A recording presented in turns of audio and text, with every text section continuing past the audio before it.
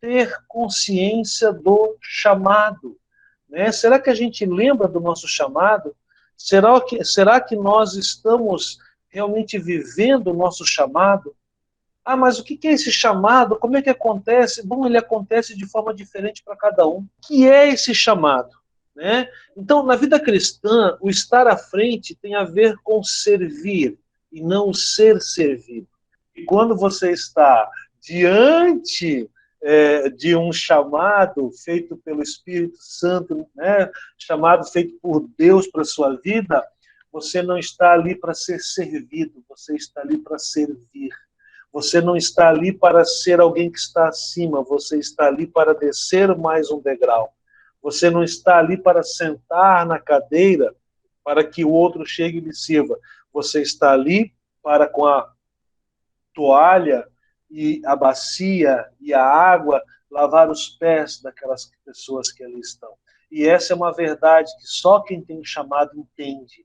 Né? Quem tem chamado, né, tia Tânia, passa a madrugada recortando EVA, passa, né, a noite inteira preparando o esboço da lição, prepara slide, né?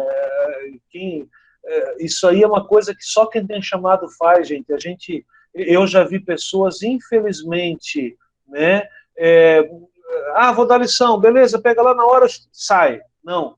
Quem tem chamado, ora, se consagra, né, busca entender a importância da alimentação espiritual também, porque a gente não tem apenas que buscar conhecimento para ensinar, nós temos que buscar conhecimento, mas nós precisamos também nos alimentarmos.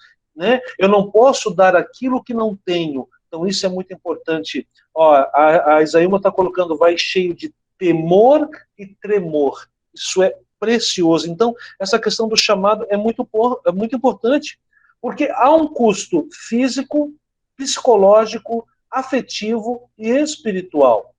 Você cansa o seu físico, você tem que se dedicar, você tem que estar ali presente, você tem que abdicar de coisas. Abdicando de coisas, o seu afetivo, né, começa a pesar. Né? O André está colocando serviço, né, e não ser visto. Né? Então tem essa jogadinha aí que eu acho perfeita também.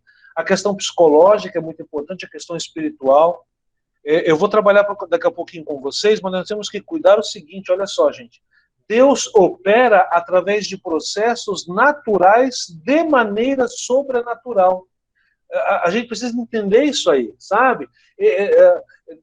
Quando, se Deus quisesse fazer, ele poderia enviar um anjo para fazer o ensino na igreja. E eu tenho certeza que todo mundo ia, sim, sim, sim e tal, ia sair dali impressionado com aquela situação. Só que Deus, ele quer que nós, nas nossas imperfeições, nas nossas limitações, sejamos o canal de bênção para a igreja.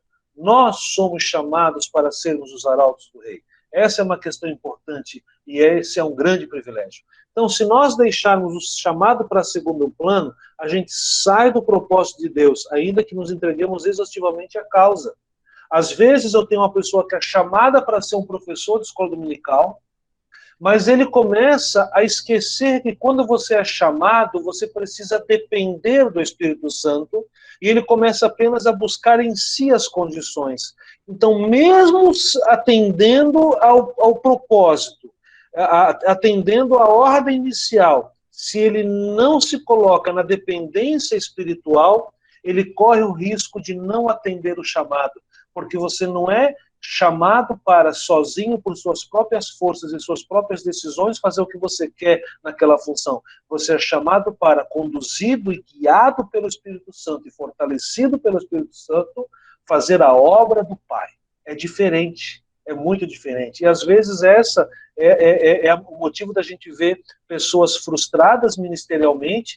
Mas eu me dedico tanto e não chego a lugar nenhum. Por quê? Justamente porque a gente tenta colocar as nossas forças, mas nós não somos fortes, nós somos fracos. E como dizia o Hudson Taylor, né, Deus usa as pessoas, né, todos os grandes homens de Deus foram pessoas fracas. Deus usa os fracos, fortalecendo-os para a boa obra. Amados, então, e aí vem aquela questão, né? Nós fazemos parte de uma geração que muitas vezes se ocupa demais em fazer igreja e acaba por não priorizar o ser igreja. Então, essa é uma grande verdade. Quando a gente fala em chamado, nós somos chamados a ser igreja, não fazer igreja. Se eu sou igreja, eu sou corpo. Se eu sou corpo, eu sou mão, eu sou pé, eu sou dedo, né? Eu sou coluna. Ou seja, quando a gente é igreja, a coisa acontece naturalmente. Quando você percebe, o poder de Deus ele está se manifestando de maneira plena. Agora, quando eu acho que o meu chamado me leva a fazer igreja, inclusive eu começo então a provocar um processo de esvaziamento da liberdade do Espírito Santo. E é por isso que a gente vê muitas vezes igrejas por aí, onde tudo que não tem ali é Deus. Você encontra de tudo menos Deus dentro daquela igreja. Por quê? Porque são igrejas que, né, conduzidas por pessoas que foram fazer igreja. E nós não devemos fazer igreja, nós devemos ser igreja. Aí o próximo princípio, né?